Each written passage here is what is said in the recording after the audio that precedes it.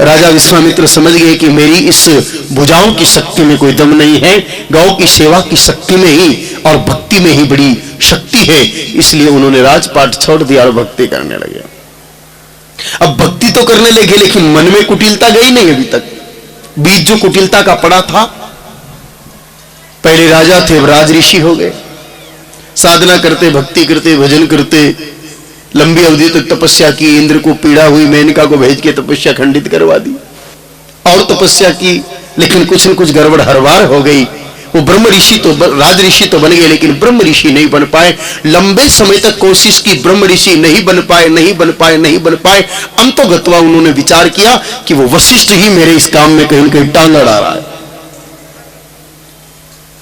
जाकी रही भावना जैसी, प्रभु मूर्त देखी तिनतेसी।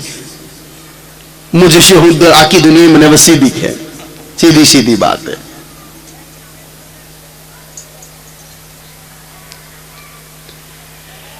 सोच लिया कि मैं अब उसको रास्ते से हटाऊंगा, तय कर लिया मन में कि अब मैं उस वशिष्ठ को छोड़ूंगा नहीं।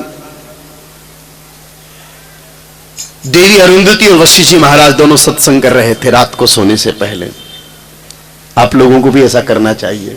गृहस्थ धर्म में हो तो पति पत्नी को सोने से पहले 5-10 मिनट सत्संग करना चाहिए। सत्संग का मतलब ताली बजा के राम राम करना ही नहीं है। सत्संग का मतलब सत्य पर चर्चा करना।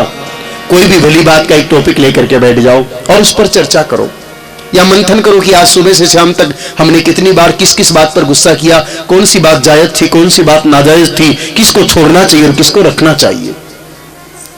रात को धंधे की बैलेंस शीट बना करके फिर सोते हो कि नहीं सोते हो, तो थोड़ा जीवन की बैलेंस शीट भी रोज के रोज तैयार कर दिया करो ना, कि भला क्या किया और बुरा क्या किया। रोज की बैलेंस शीट रोज तैयार कर दो, नहीं तो फिर बाद में पछताना पड़ेगा। हिसाब इतना बढ़ जाएगा कि फिर उसको ठीक नहीं कर पाओगे, और जगत का हिसाब तो आपका कोई CACS कर देगा, लेकिन ये जीवन का हिसाब कोई CACS करने वाला नहीं है मेरे भाई बहनों। इसलिए पति पत्नी को चाहिए कि नित्य थोड़ा थोड़ा ही सही लेकिन सत्संग करें। देवी अरुंधति और वशिष्ठ जी महाराज बैठ करके धर्म चर्चा कर रहे थे। पीछे छोरा लेकर के विश्वामित्र जी बैठे थे। बस ये पति पत्नी सो जाए, उसके बाद इसके सीने में छुरा भोंक के इसको खत्म कर दूं ताकि समस्या खत्म हो जाए। वो मारने के लिए बैठे हैं और इधर वशिष्ठ जी महाराज अपनी पत्नी अरुंधति तो कह रहे हैं कि देवी तप में बड़ी शक्ति है। मैं देख रहा हूं आजकल विश्वामित्र जी बड़ी तपस्या कर रहे हैं, कठिन तपस्या कर रहे हैं। मुझे लगता है उनको उनकी तपस्या का फल मिलना चाहिए।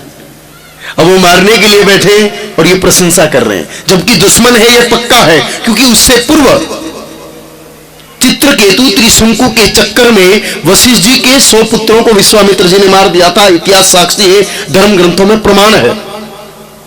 लेकिन अपने पुत्र का हत्यारा भी अच्छा काम कर रहा है तो उसकी प्रशंसा कर रहे हैं। कोई भी भला काम करे, कुछ लोगों की आदत होती है हर चीज में कांटो ही काट लूं, मैं की दो तो सही और वही काम को दूसरों कर ले तो खराब।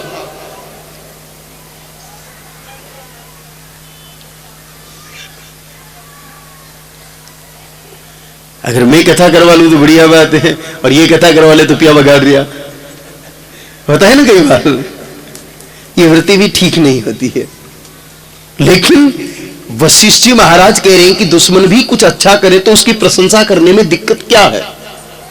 अपनी पत्नी को बता रहे थे कि कितनी गजब की तपस्या कर रहे हैं विश्वामित्र जी। जब बार बार प्रशंसा सुनी वशिष्ठ जी के मुख से अपनी, तो उनके मन का मेल धुल गया कि मैं कितनी बड़ी गलती करने जा रहा था। ये तो कितना बड़ा महापुरुष है, मैं इनकी सदा बुराई सोचता रहा, ये सदा भलाई करते रहे। इन्होंने अपनी वृत्ति नहीं बदली, छुरा फेंका और जाकर के पैर पकड़ लिए।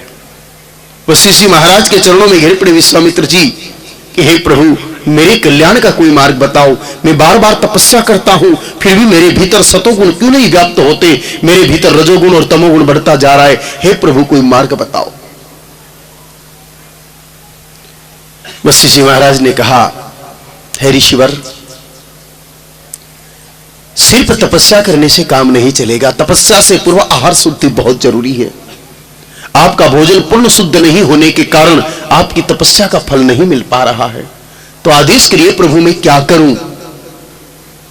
तब उन्होंने बड़ा सुंदर उपाय बताया। जिस उपाय को राम जी के छोटे भाई भरत जी ने भी किया था, वाल्मीकि जी रामायण में उसके बारे में लिखा हुआ है। गौ माता के द्वारा अन्न शुद्धि।